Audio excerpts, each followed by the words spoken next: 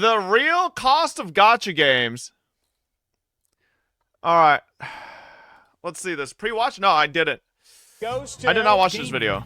Or gambling. One of the most exciting games of 2020. An abundance of predatory monetization. Genshin Impact, the sponsor of this video. Gacha This video was a nothing burger? Really? games post I thought everybody kept telling me to watch this. Because it was good. $250 gacha skin. This video is sponsored by Genshin Impact. A form of gambling. Honkai Star Rail. Gacha games. Honkai Star Rail. Genshin Impact. Genshin Impact. Genshin Impact. Genshin Impact. Genshin Impact. Was that It feels SSS like Sniper gacha Wolf? games are everywhere Or SS nowadays. Sniper Wolf? In the span of just a few short years, the genre has propelled itself from anime PNG She's been collecting sponsored on by your phone Genshin before? all the way to That's the big surprising. leagues. Bursting at the seams with massive scopes, budgets, and acclaim, they're the next Breath of the Wild, the next Final Fantasy, hell, maybe Okay, they're let's even relax. the blueprint for the future of live service as they continue to dwarf the revenue streams of almost every other video game. A genre once primarily Isn't that so fucking dystopian?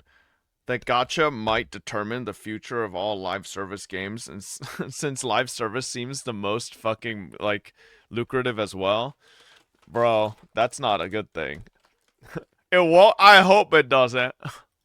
reserved to East Asia and ignored by real gamers for existing solely on mobile devices, has swiftly entered the global gaming ecosystem as if it was the most natural step in the world. Gacha games are now being released on all platforms, complete with lavish promotional campaigns, reviews from influencers, and Chat, I've got this conspiracy theory. I've had this conspiracy theory for a while, actually. What it's like, right? So, if you guys don't know, pretty much every substantial size Chinese gacha company, right? Or like big company, NetEase, Hoyo, etc., have a room specifically in their buildings called the CCP room, right? And this is where they meet people of the state officials, right?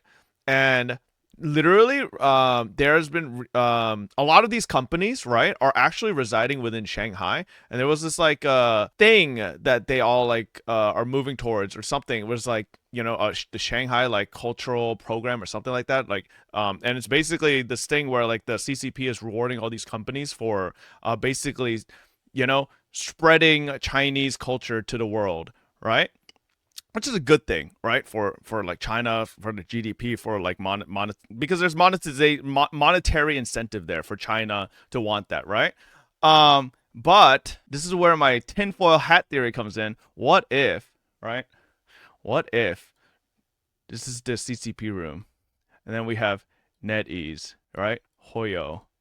We have Tencent, right? We have include whatever other names here, right? And they're all sitting at a table, fucking going like, look at these fucking idiots across. And there's a globe in the middle, right? With every country, and it's like, look at these idiots fighting amongst themselves, thinking we're actually competing with each other, but we're all actually just under the CCP, working for the greater good of China.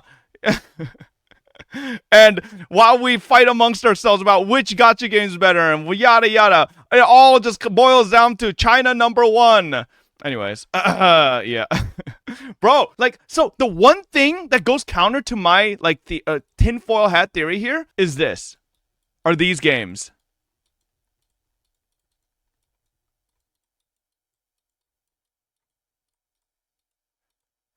I don't. These three games are the one thing that doesn't make sense to me for this tinfoil hat theory.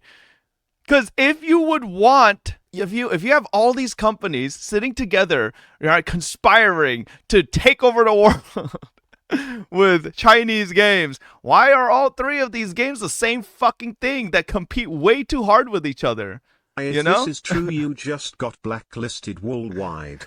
I'm obviously joking. It's not actually true, but like, what if, right? It's like this. It's like one of those fucking Illuminati conspiracy theories. Like, obviously I'm joking, but like, you know, it really doesn't make sense to me that these three games would be just so overlapping. It's just crazy. Too late. You're done. Oh fuck, Chad. If there's a red circle on my forehead, let me know.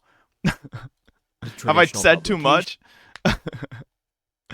You mean they sit down and have meetings in Minecraft? Yeah, from their point of view, the rest of the imitations just serve to further their goals since they don't pose a threat. Maybe. They're targeting your pants? Quick, take them off. Is it also like when there were a few years where two identical movies get released at the same time? I mean, I don't think that's exactly the same.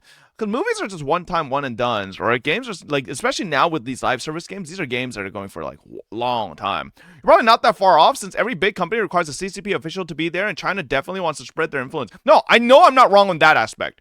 I have 100% have confirmed, like, from people who have visited these buildings that these buildings all have a specific red room that tourists aren't allowed to go into, right? It's a legit thing, right? It's real. And I have read about like this like incentive for these companies to spread Chinese culture internationally through right media. I've seen that that post or whatever the fuck it was, right? So like I know there's something there, but I just don't know what it is. I'm obviously like super joking with the tinfoil hat, but like you know, I love conspiracy theories because it's like it's so goofy to think about. Trailers at gaming The events. room is designed for CCP officials to tour and learn about their business. Yeah, but Gateo, is it only that, or are there shady dealings in there? How do we know what really happens in there? No one really knows what happens in there, right? What would you do if they secretly invited you because you exposed them? Bro, I will admit, I wanted to go visit China for a while now. I've wanted to go visit Shanghai. I've been invited by like three different gacha companies to come visit or tour their building. But I keep telling them, yeah, I'll get my visa one day, and I never do. But you know, maybe this year I'll get my visa to go to China. All right, it's a trap. The second I step into Hoyo Tower, boom, I'm like IRL streaming, and then it cuts to black, and I'm just like gone. When I come to China, I'll tour you. What the hell does that mean? Maybe I do want to visit China this year. I think that's one of my goals, but I don't know how IRL streaming like works there. Yeah, I don't really know. Because like China's got its own firewalls and stuff, but I've seen other people stream from China, so like I'm not sure. It doesn't work at all. Well, shit. Yeah. Jake and Bake did. I kind of figured it out. Okay. Well, maybe I'll figure it out. I'll just ask around a little bit. Yeah. I'll hit you up. But it is definitely a goal to go visit China. My mom definitely doesn't want me to, but that's because she's Taiwanese and she doesn't trust the Chinese government. Even prestige at award shows. Genshin My mom Impact. literally- But even if all of this is now the case, there's still gacha games, right? Those hamster wheel Skinner boxes filled with hyper-sexualized anime characters and manipulative microtransactions. I thought she was Chinese. Doesn't this make She's things Taiwanese. worse? Within the insular spheres of the internet, popular coverage about gacha can feel like a strange melting pot of horny memes, clickbait about irresponsible spending, sponsored praise, or simply outright dismissal. It's consistently surprising I thought you that were the Korean? ways in which I'm these games 75% evolve Korean. and My mom's half capitalize on Chinese, their audiences or half aren't Taiwanese. covered nearly as often as other issues in this space. So I thought that I, as a former Because my grandfather is gacha degenerate, completely might as well Taiwanese, subject and my myself to it grandmother was again. Korean. It's like the video game equivalent of I tried heroin so you don't have to. If you can't already tell from the fact that I have a YouTube channel where I talk about video games, I really like video games. You can be From Taiwanese AAA and to ethically indie, Chinese? from Yeah. competitive It's just MOBAs annoying to keep having to pixel art specify, right? I think just platformers. saying I have a desire Chinese is to fine. immerse myself Like, the in only as much person that of the gets offended is my gaming mom. world as possible. Like, my When mom's I the only see one that'll be gacha like, games no, with no, no, gorgeous animations, Taiwanese. And I'll be sprawling like, worlds, live events, okay, and Mom. thriving communities, I want to be a part of it. I want to experience the stories that get people invested and emotional. I want to learn about the cool characters I see all over social media and at conventions. I want to strategize in combat so complex it leads die. There's a reason for that. I mean, she has a point. No, 100% she has a point. But this is also the same person that gave me shit as a kid for listening to anime music. She told me to go join the Japanese if I love it so much. Because, like, she has this stigma from her generation of hating Japan as well. So, like, my mom, like, my parents aren't exactly the most in thesis papers on optimized character builds. Yet every time I try to peek behind the curtain, these games are more than happy to prey on, but I also find that the concept of a video game, as I know it, feels entirely ruined by the implementation of gacha mechanics. A growing number of art casinos are popping up right next to normal games to existing ones, and most people seem cool with it.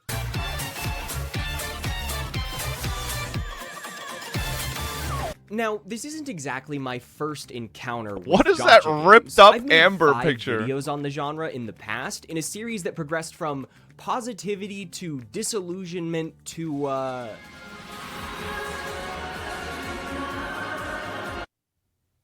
Anyway, for this video, I want to take a detailed look at some of the major design choices behind modern gacha games, because they are, simply Why does Wuthering Waves have the Dark Souls sticky pad? So girls are boats. Okay, that's Azrael. put, insane. From manipulative microtransactions to habit-forming retention mechanics to the exploitation of their own passionate communities, anime gambling is... I remember when I tried to say Wuthering Waves is more Souls-esque to my chat, they all fucking flamed the shit out of me. Alright? But like my whole point was that it definitely is like a game that I feel like, you know, lends itself to a combat system that gives you a lot of enjoyment for dodging and rewards you for like parrying and stuff. You know, not gonna go into this argument again, but right, I feel like, you know. the tip of the iceberg here. I find the last half-decade of gacha progression to be especially interesting as the genre continues to expand beyond the mobile. We're not having that stun into lock the again. spotlight No, of a no, medium no. Still struggling with valid claims. Ooh, of Sonic addiction, Frontiers, and get one where fucked! regulation is essentially non-existent. I also want to explore what this normalization might mean for new generations of gamers and the future of the industry. Because, like, how in the world did Genshin Impact become the fucking blueprint? As I started work on this video, I began asking around for sources on addictive game design, while simultaneously reading research papers on gacha games. And one book just kept... I think it was COVID. I do think it's also because Genshin, if I don't know how many people here played gacha games pre-2020, but if you go to that age, there was nothing like Genshin. So Genshin turning into a sort of blueprint makes sense because it was like the first.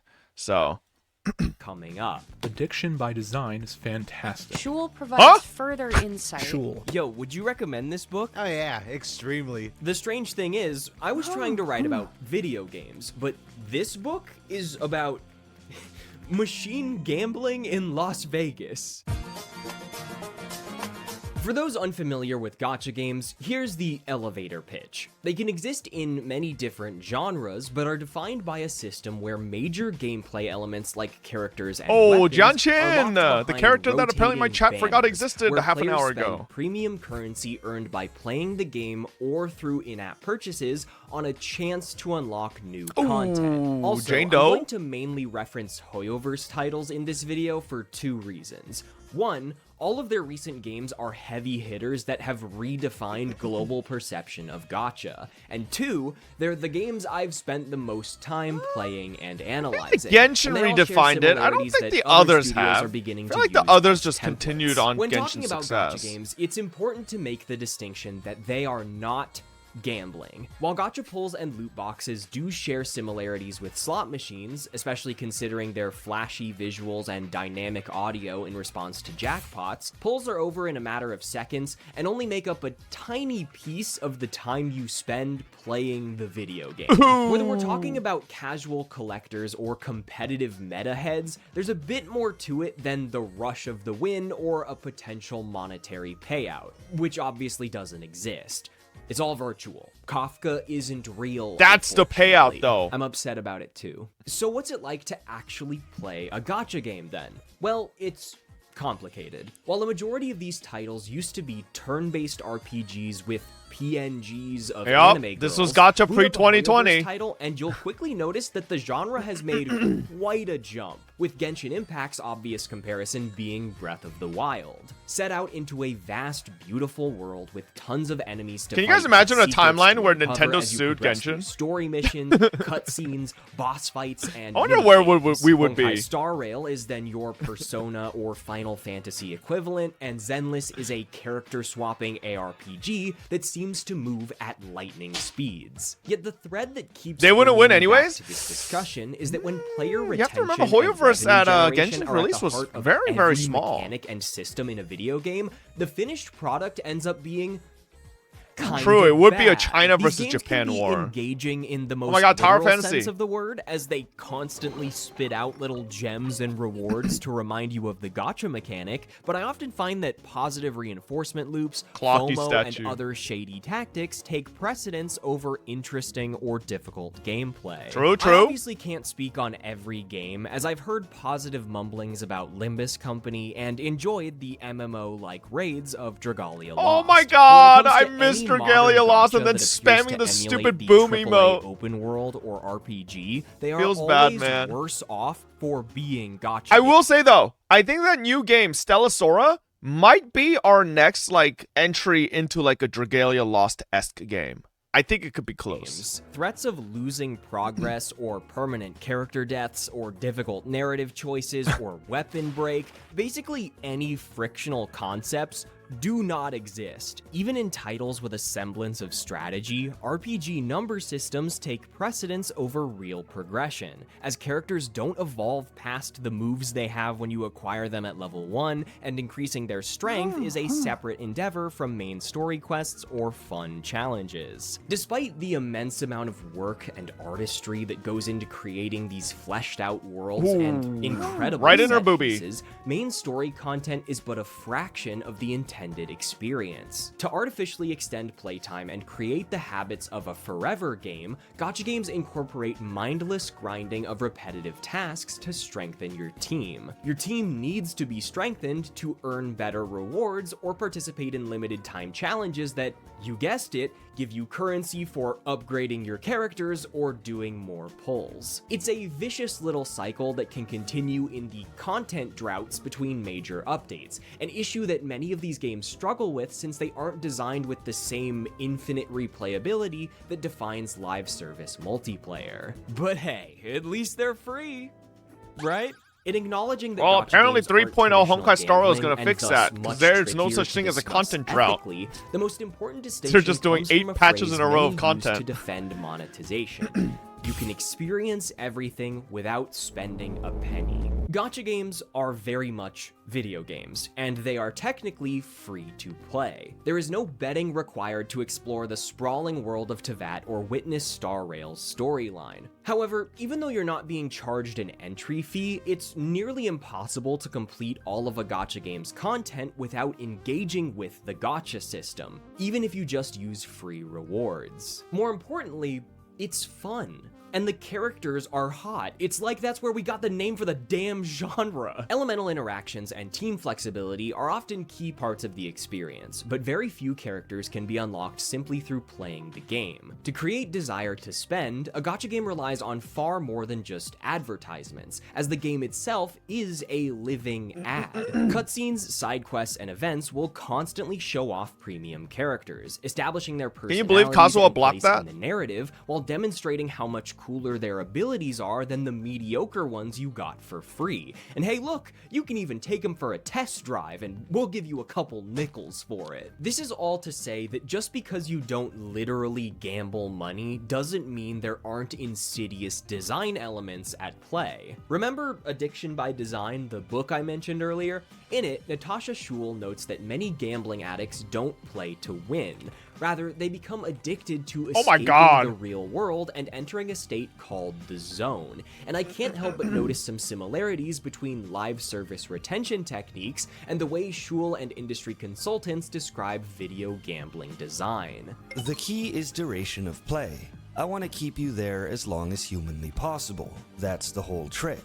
That's what makes you lose. Speaking from my own perspective, I don't That's what I'm saying, chat. Through and through, gacha games from top to bottom, from dailies all the way to fucking story, it's all built to fucking at every inch and turn to try to get you with FOMO. You could be the strongest person that doesn't fall for FOMO, but everything is fucking designed around it. like these games. I get consistently addicted and spend far too much time on them, even if I'm not having fun. But every once in a while, I'll see a positive review or some fan art for a new one and think to myself, wow, one of the best turn-based RPGs of the past decade? Maybe this one will be different, before blacking out for a couple days and waking up to fried dopamine receptors, an upset stomach, and a full team of meta characters. Even though I know how these games work, even having made multiple videos critiquing them in the past, even swearing off them time and time again,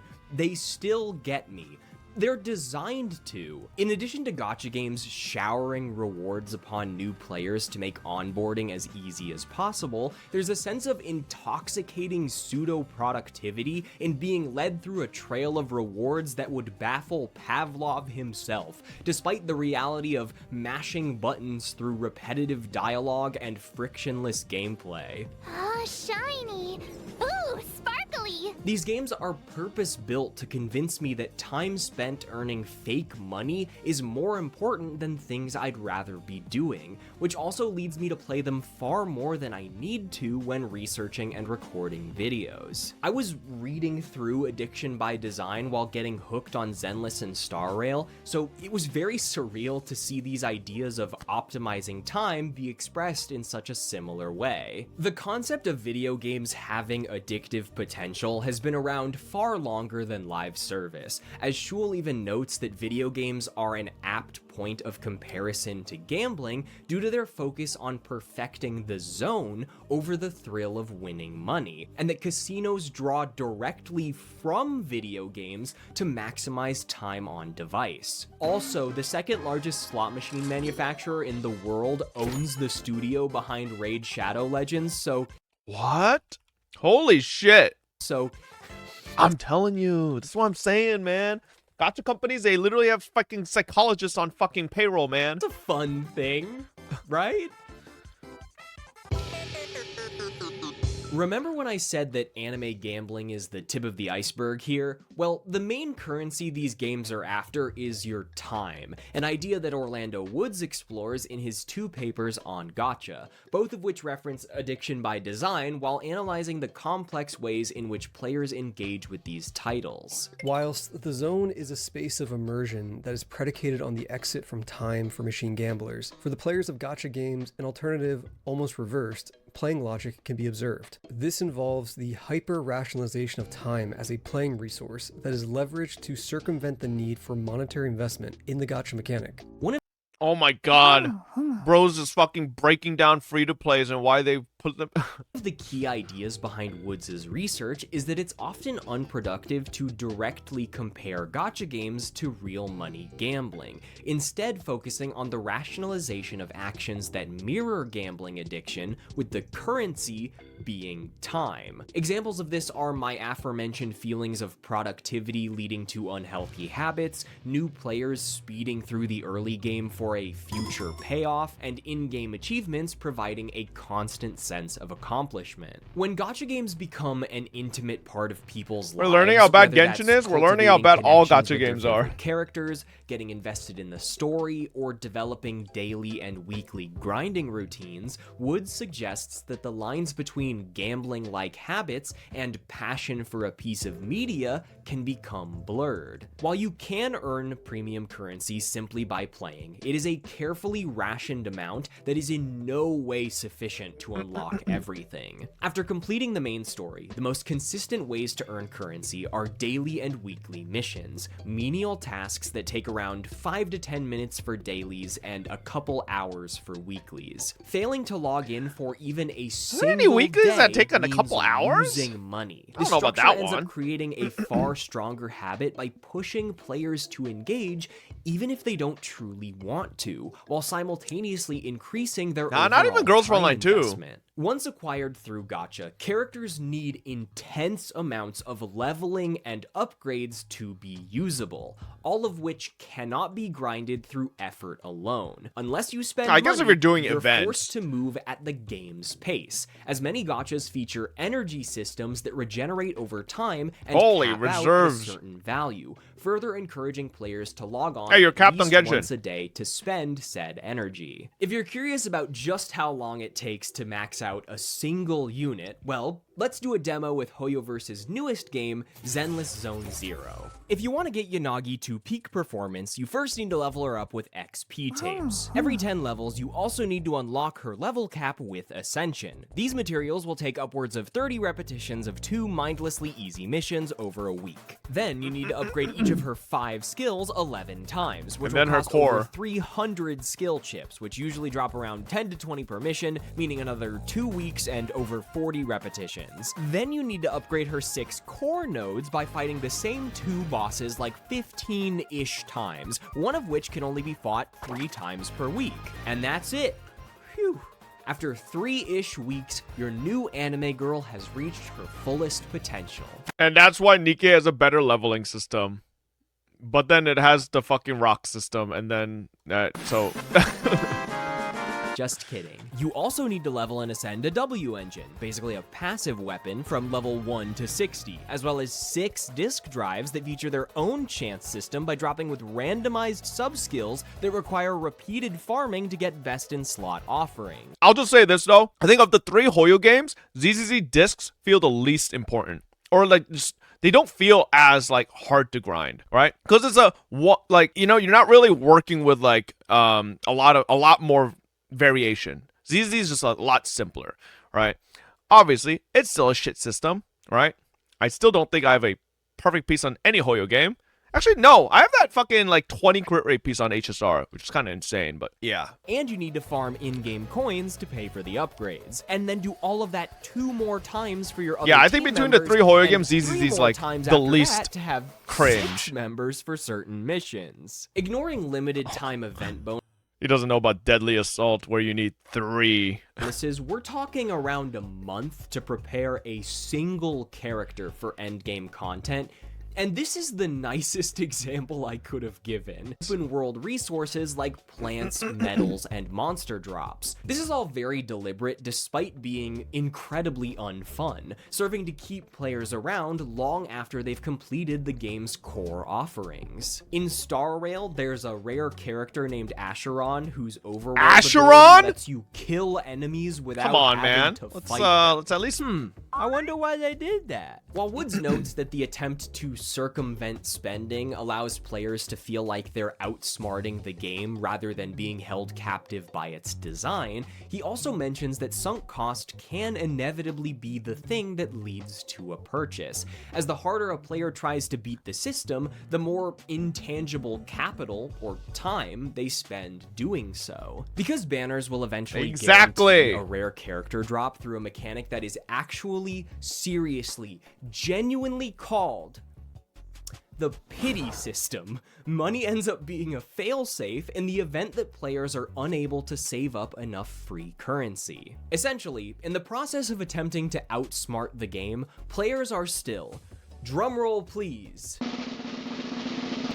playing the game. Even if a player never spends money, they will waste a significant amount of time in an attempt to beat a system that is poorly designed on purpose. With every hour you put into a gacha game, its hooks only sink in deeper, and the harder it becomes to ever quit or uninstall. After all, you've put in so much time, I mean hard work, for into accumulating these characters and resources. Surely it wasn't all for nothing, so why not spend some money? You've earned it. And now that you've invested both time and money, well, quitting isn't an option anymore. Paid offerings also aren't limited to the gacha system itself, as many games allow you to circumvent some, but not all, of the monotony, with grinding developed in a way to make the premium route feel like a rational choice. While cosmetics do... Chad, this is actually why I ask every time when someone is a free-to-play and I'm about to swipe on their account for them, like a sloppy toppy, I always ask them if they actually want it. Because in a certain extent, right, obviously there's people who don't want to break their free-to-play status, but there's also people that I genuinely believe if you give them a fucking taste of what paying money can achieve, that they will fucking crumble in their own fucking mind as well. Like, you give them a little cookie, it's like, this is what it tastes like if you swiped. And then they're like, oh shit. You know? Yeah, it's like a gateway drug.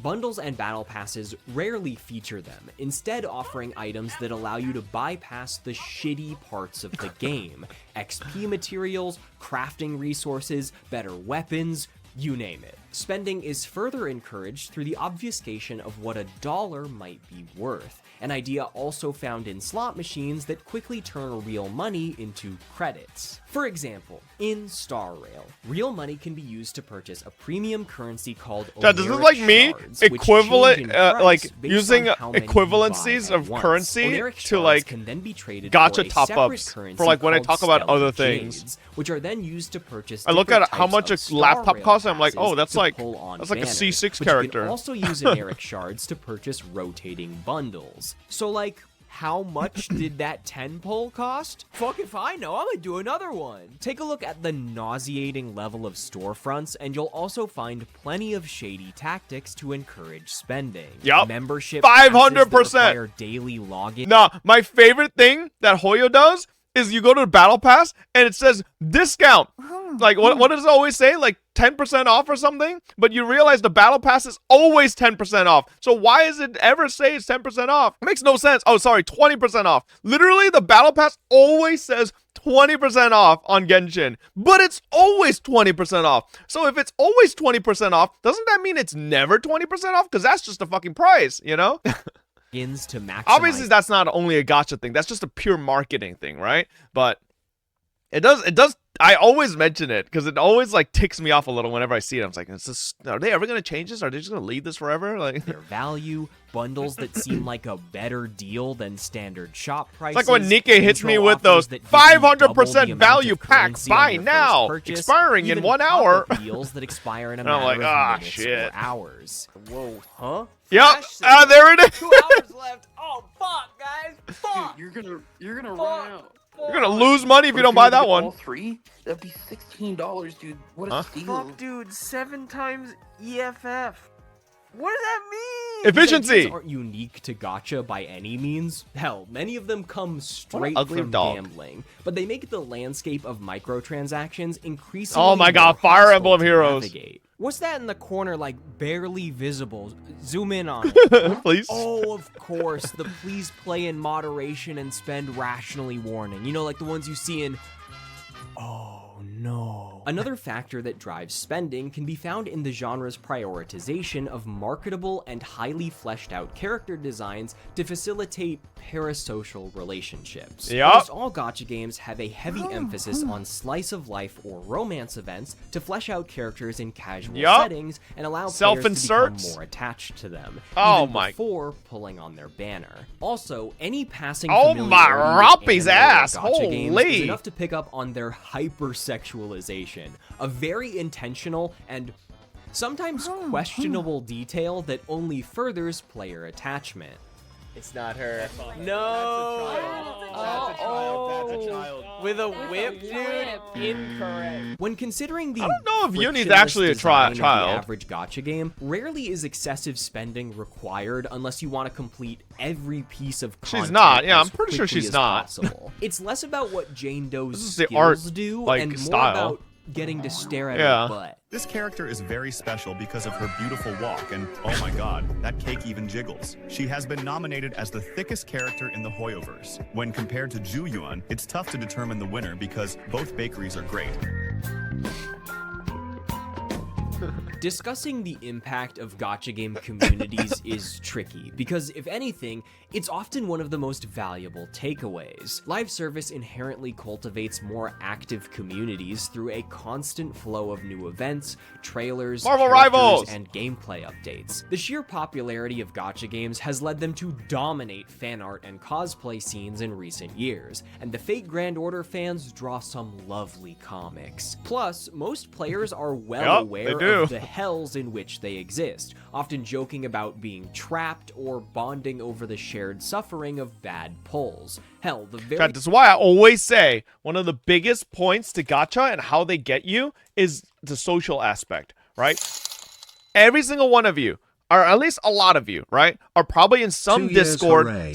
whether it's my Discord, a game Discord, a Twitter community, a Reddit, a fucking friend group, a group chat, something where you have other people you talk to about this game, whether it's this offline chat, online chat, whether you use this stream as that avenue, right? And that social aspect of just like having somewhere to go talk about it is actually in itself one of the ways that these games get people to swipe, right? Why do you think people, one of their favorite things to fucking do in my chat or any chat is, oh my god, I just got this at 2 temples.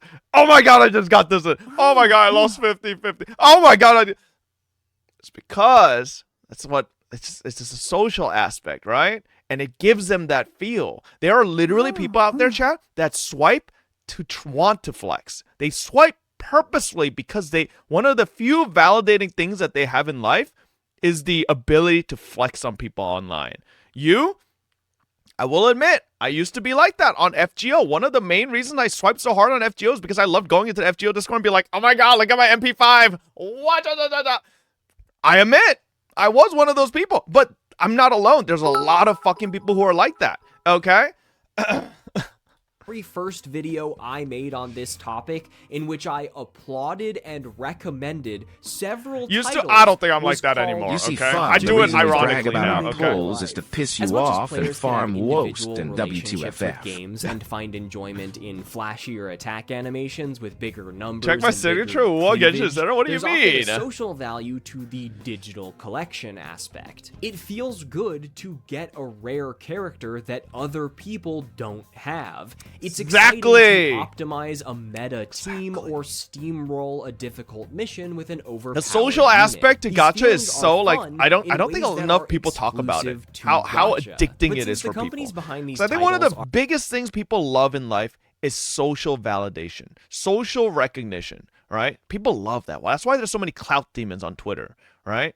are well aware that maintaining a strong fan base is essential to running a freemium game, they often seek to bolster their communities by encouraging and exploiting participation. They also do data tracking. A lot of data tracking. Jolene Bloom's paper on Genshin Impact explores the concept of a media mix, the use of secondary art forms like anime and music, as well as social media platforms and advertising to keep people interested in a center, which in this case is the gacha game. For weeks before new updates are released, players are drip-fed teasers and content to build excitement, culminating in original soundtracks, lavish animations, and gameplay demonstrations. There's nothing inherently wrong with this. It's one of the coolest parts about the live service genre. But the second part is where things get a bit more insidious. If you've played a live service game before, you're probably familiar with the concept of a daily login bonus, but modern gachas, especially Hoyoverse titles, take the idea several steps further. You can earn additional rewards for grinding and gacha pulls by following social media pages, leaving comments on official forum posts, and by checking in every day on external websites, many of which often look like slot machines. This gamification of actions that players often take of their own volition is another way that gacha games— By the way, chat, this one's actually like super real, and it's an avenue I think more and more gacha games are actually exploiting or wanting to exploit now. I'm sure you've noticed a lot of gacha games now, and a lot of gacha games you've played who didn't have a platform like Hoyo Labs are releasing their equivalents for their community, for their like game. And it's a thing, you know. You would think it's because they want people to have a place to come talk to together. It's not just that. There's mind play behind it. To deeply embed themselves into the lives. Can you name some? I think the first one that comes to mind is Nikke. I think Nikke recently, post launch, incorporated a forum or something, right? Yeah, Nikke. And that's like one of the steps that I see other gacha games start to pivot in that way and realize that it's a real easy way to keep people locked into their game, to their IP, to their, like, basically we're like planets and they're like the suns, and they want us to keep orbiting them, and creating these forums is one of the best ways, and tying rewards to logging into these forums. It's like a really good way to keep us orbiting.